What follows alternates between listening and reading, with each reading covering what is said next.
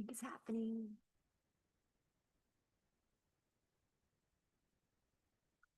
I believe that we're live streaming. I see the little thing there. Okay. Hi, I'm Jane Frizzell, and this is weekly office hours. We are here every Wednesday at 3 o'clock. And this summer of 2025, the topic is tense horses or horses with tension. I call them nervous wrecks or basket cases. And nervous wrecks is what my teacher, Major Lindgren, called a horse that we bought who was a nervous wreck, and he turned into a very soft, reliable horse by basic forward straight riding. I'll tell about that horse another day. This week, hopefully she'll be coming on in a few minutes or a moment or two. We are going to talk about a specific black Dutch Warmblood and his owner rider, who's also a trainer, is going to tell us what happened in that situation with a horse very prone to tension and how she was able to solve that with a really talented, neat, interesting, very smart, probably a little too smart horse. But I'm going to just, I'll mention this week's red flag. I'm actually going to bring it up again in the future. When you are online and you see any person, post, or meme proclaiming science in relation to riding and horse training, please be extremely skeptical, and I would recommend dismissing it. I have never seen any post or meme bringing up the idea of science like we know more now. We do not know more now. Here's the way I see it. Equitation science is already a known thing, and the masters wrote it down, and they did indeed call the method and doctrine and principle of forward straight riding equitation science. I think they even capitalized it, meaning it literally already is a thing.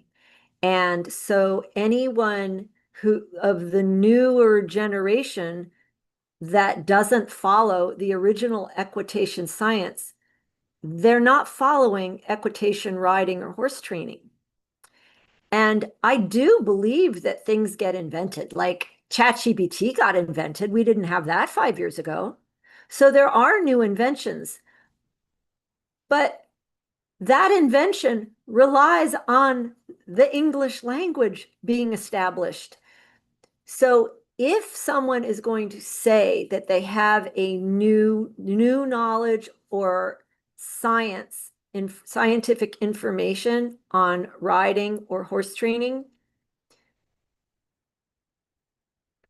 they ought to be able to canter both directions on the bed on a 20-meter circle, and I think make a flying change in the middle of it, because that is the most basic equitation science that was already established. Just like ChatGPT relies on the English language that was already established, any new knowledge in riding, and I'm very doubtful that there is any.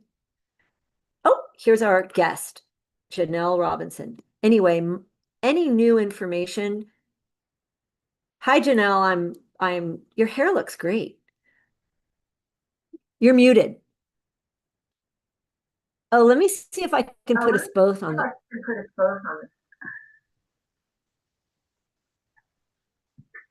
How do we do?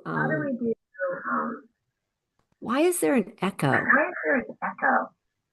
Oh, I have to turn off the volume.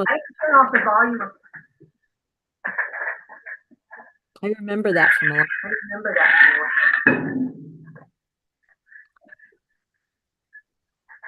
That's going to take me a minute. Okay, how's that?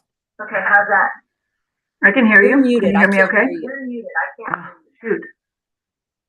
turn up volume. No, Oh, wait, I have to turn it up doesn't. volume. Is there an echo? No. My mute is off. But Now I hear you. Okay. I do. I hear myself at your end. I don't, it's Okay. no echo for me. I don't know if your volume is, I can go get somebody else to help us. Let's just make them suffer through it. Okay. What do you think? Should we get help or just go for it? Do you think that anybody listening hears an echo? I do not hear one. Okay. Maybe they don't. Maybe I only hear an echo. Can you turn, maybe, is there a volume? Let's see.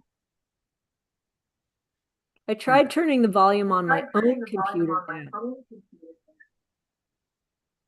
Can you hear me right now? I can, yes. And you don't hear an echo. I do not. Let me turn my volume down. Is this better? Can you still hear me? Yes. I am going to see if I can get us both of our faces on multi-speaker. I think you do view. View. Gallery. Oh, I know what it is. Okay, maybe this will work. Okay. I was just finishing up saying the red flag for this week are memes and things on the internet talking about science. And the point that I've made is that if there's going to be new discoveries, scientific discoveries about equitation, riding, and horse training, then the old equitation science should be fulfilled.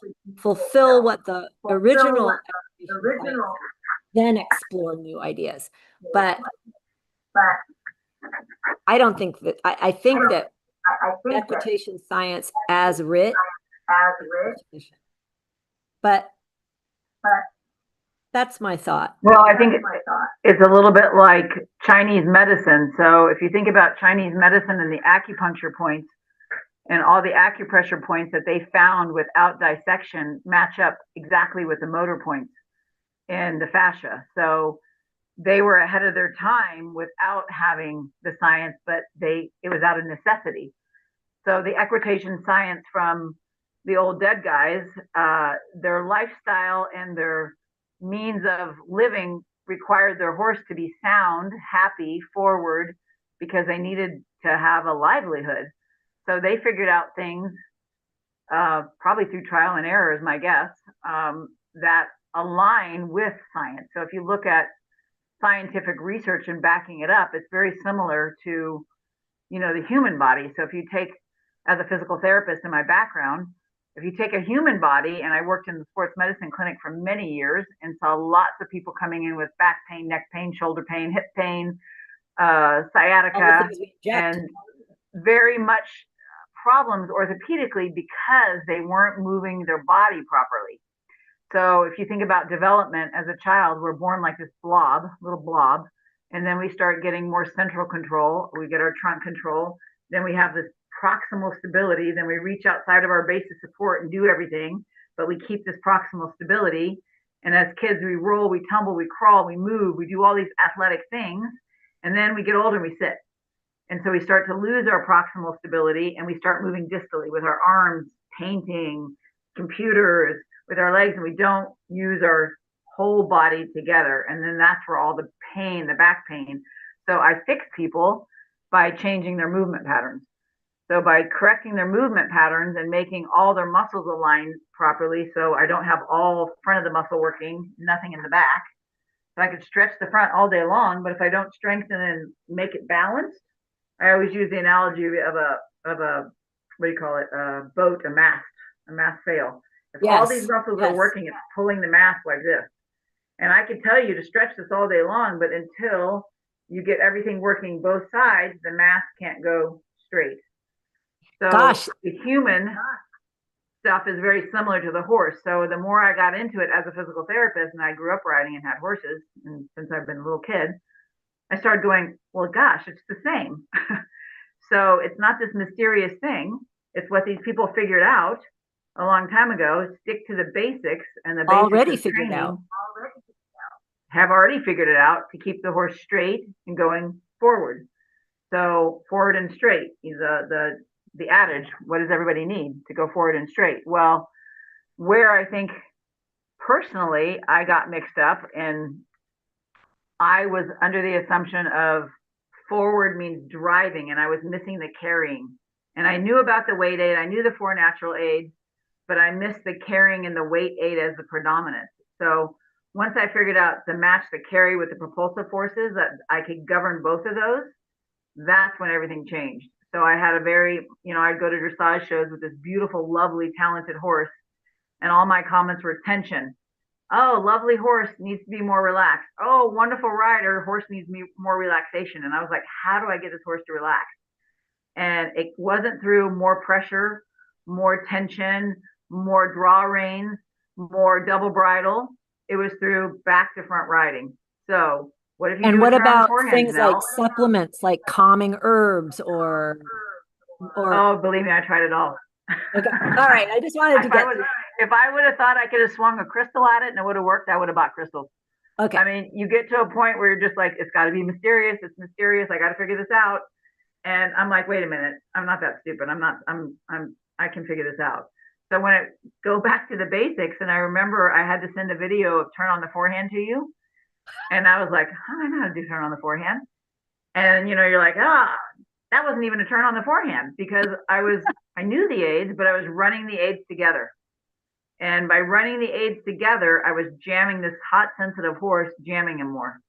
And so I needed to slow my brain down, not be this overachiever, and just ride by the aids and keep it simple and not be so on overdrive. And then my horse said, thank you, Lord.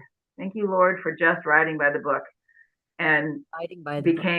he's a much older horse now, and I have to say he's sounder and going better as he ages, which is shocking. Like, I kept thinking I need to retire him, but he just keeps going really well. So I don't And know if that answers some of the questions that you wanted it me to does. hit And on. I have a few more questions, and here's one of them. So most riders think they are riding by the aids. Correct. I would have thought I was too. Okay. Can you talk about like what it really like it became what is different about like, oh, really by your aids? Because again, it was a more, once you understand the aids singularly and you break them down, and you said this early on, when they are broken down and separate enough, it's the combining of them, their effects, not the combining of the aids. And like, you hear that in words, but until you feel it in your own horse and go, oh, because I was trying to combine the effects. So for example, if I wanted more loading on the right hind, I shove the shoulders over to the right to force him back to the right hind. I try to Right. go front to back instead of load the right hind, loosen load in a turn, circles. So I didn't address single-sided loading through the aids to get to straightness. I was trying to get straightness through Being shoving him, physical. like leveraging a little bit, if that's a way to say it. But if you have a hotter type A horse who's tense and running, then I got into defensive, always a little behind him. My position wasn't quite right. So that's number one. If my position wasn't right, then the aids don't go through, and there is no aids. The aids don't exist without a position. That was like a whack in the face. That was like, okay. And then the I, rider goes as the horse rides him. So if my horse is going as I'm riding him, well, then I'm the problem, because other people could ride the horse. So I had to go back to, where's my position? Did I get out of my plumb line? Did my hands come up? And how many thousands of people told me to put my hands down? Well, was it just my hands, or was it my whole shoulder girdle? So breaking it down into the simplicity and going back and comparing the position was number one. And then the aids within context of the riding. So a simple walk halt transition. So when I halted and walked, did my horse start from the hind leg? Oh, did he? Or did he pull my hands? Did he pull me? did he So really start by getting lowering his clear. front? Yeah. Yeah. So getting clear about just these simple little things that seem tedious. And a lot of people don't want to spend the time. and being very clear that I do a 20-minute walk, and it's a clear walk where it's back to front. I'm not in the bridle. Like I get people want to get on and grab the face. It's like let the horse's body, and it's physiological. It makes sense from a physical therapy standpoint. I don't tell my person who's been sitting in a car all day for a truck driver to get out and touch his toes after he's been sitting for 18 hours. So again, you've got to get the physiology, understand the blood flow has to be appropriate. The soft tissue has to start gliding. The joints have to lubricate.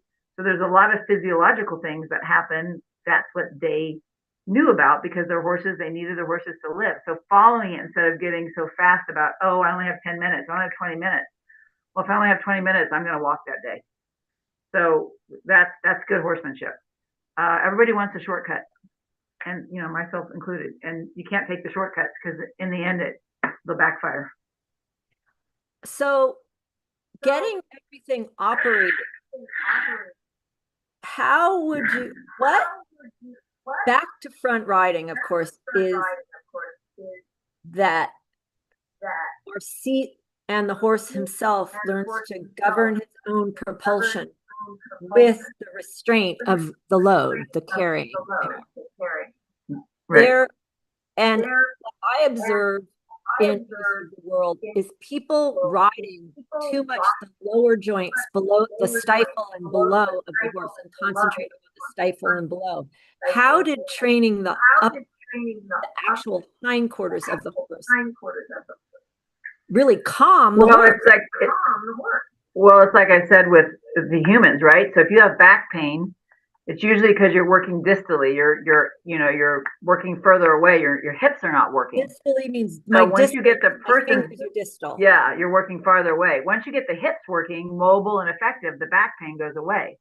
So once I was always so focused on same thing, the hocks. And if you really compare it to a human, so if I'm upright and my hocks are my ankles, and you tell me to propel myself forward, do I make my ankles move faster, or do I pick my knee up and flex my hip into my upper hip joint? Get my hip flexion and all that higher up.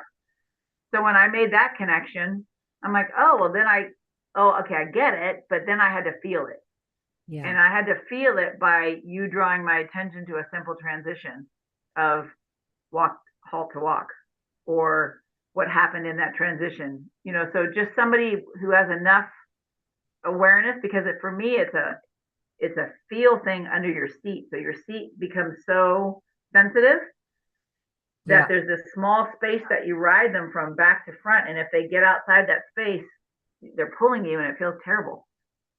How did you convince such a strong-willed, your horse is a little arrogant, let's just call it that. How did you convince him to change the way he was using himself? I think when he used himself properly and I wasn't blocking him, it was a reward for him. And then it's like a metabolic calmness. So the more forward and straight I got him, his body became looser. His mind became looser. And then there wasn't such a clash. Because there could be, I can fight with the best of them and I'm not, tension or whatever. So it wasn't such a clash for him. So I think it was probably relief for the horse. So I think that's how it convinced him. And then it wasn't so, the other thing is like, you do the work, get something good and be done with it instead of drilling. And I think I had drilled too much drilling, too much 45 minutes, got to keep going instead of no, ask the questions, get the answer, good job, be done. So then the horse didn't feel like it was just like every day under my thumb every day. So it was more of okay, I feel better when I work. That's my guess, because I think his body feels better. So people who have worked on him, my massage therapist, my chiropractor, the guy, his body feels great. His back's looser. So, I think from a physical standpoint, it's easier. So why wouldn't you want to work? I don't want to work if it's hard and it hurts. Right. I actually think with your horse, it looks like he pays attention. I think that you now ride him in a way that he has to think about what he's doing. Yeah. Instead of him just going, yeah, I know, leave me alone. Well, another big thing was sometimes it sounds really weird, but it's a choice of words. So if I said, wait for me, and that made me pull him back. And you change. You said, well, instead of saying wait for me, why don't you say loosen and load? So by changing the way I thought, change my motor plan in my body to loosen and load, and then he settled into my wait aid instead of my rein aid. Does that make sense? So sometimes just changing words made me ride differently. Well, here's something I grew up around farmers and my career and what I know.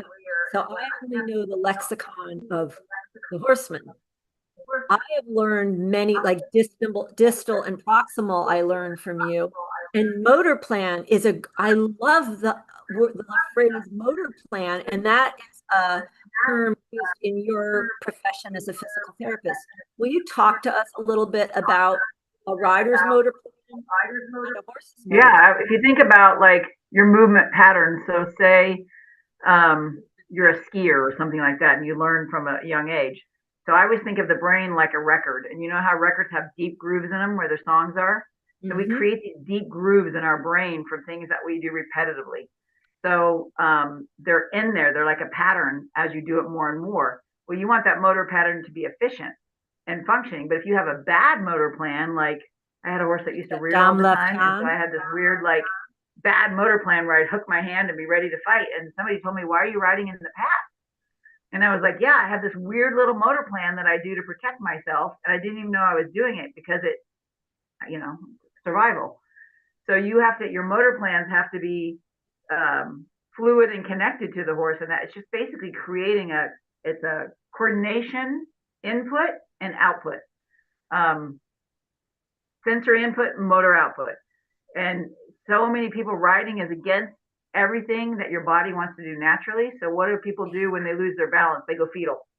Well, you can't do that on a horse. So that's a natural thing, is the fetal position. So when you train, you have to train all those, you have to train a new motor plans. A And the new good motor riders that you see, new motor plans that are effective for riding. So when you see a is really good second rider, nature. they're so subtle. Yeah, their motor plans are so subtle and quick. It's just second nature. They don't think about it. But when you're learning as, you know, a beginner, you got to put those things in there for people when you're teaching. So motor plans are just set ways of that we move. You know how like most people have a preferred hip that they stand on. They stand on a hip and cock a hip and stand a certain way. That's your motor plan. So I find myself do that. You correct it and go, oh, I should be symmetrical. So we have a dominant side, we have a preferred side, just like the horses. So what is the ultimate in training? Ambidextrousness. So we Yes. want our horses to be bilateral ambidextrous, then we need to be bilateral and ambidextrous, not one-sided. So what you put into them is, you know, equally as important in your own body. I think I don't that know if we that could answers the probably question. do a whole semester talking about what time is it? You have to go in 4 minutes. We could probably do an entire semester talking about like what the old masters did, how they describe the physical ear, shoulder, hip, heel, straight line, elbow to bit, the seat of your pants, like the pads of Louis Braille's fingertips, hips like a whore or a frog. You know, those are the farmer way. But to translate these into more scientific language, I think could be interesting for many people. And then also to chart how the correct riding as on this horse translates into the horse's body. I think that's something that people miss. And even though you have to dash off, I really want to reiterate you had a very high strung horse who seriously settles and pays attention, soft, and does beautiful, like big flying changes. Like it's so different. It's so different. It's like riding with so much more. Just I think it happens in looseness, and it's like it feels like it's soft instead of this tense, rigid, like hanging on for my life.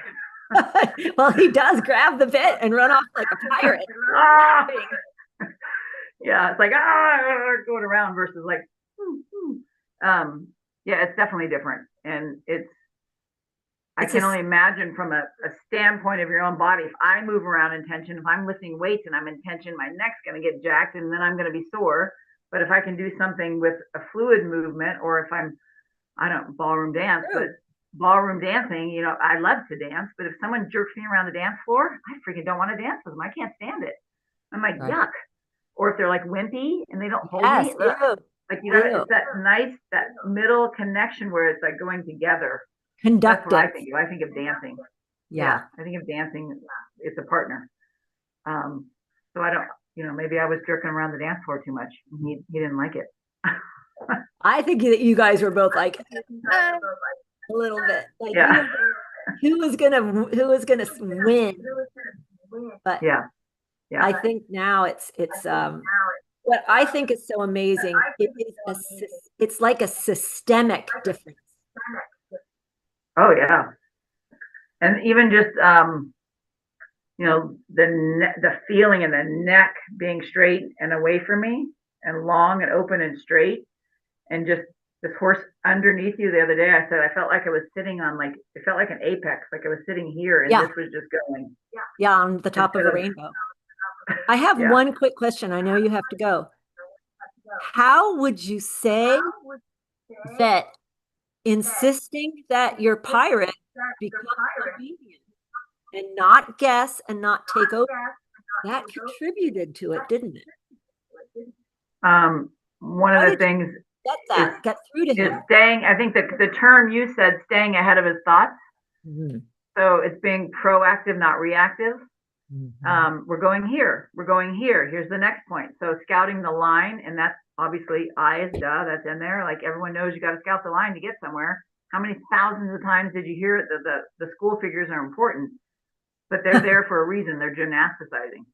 So the Yeah, school figures, the line, if you can ride the line in the gate that you want, that's half freaking 90% of the battle.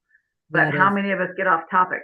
So by staying on topic, here's the line, we're going here, we're going here, we're going here, staying ahead of his thoughts and staying loose. Then if there is a spook, it's like he spooks within the aids smaller Yeah. instead of this massive outside of the aids spook.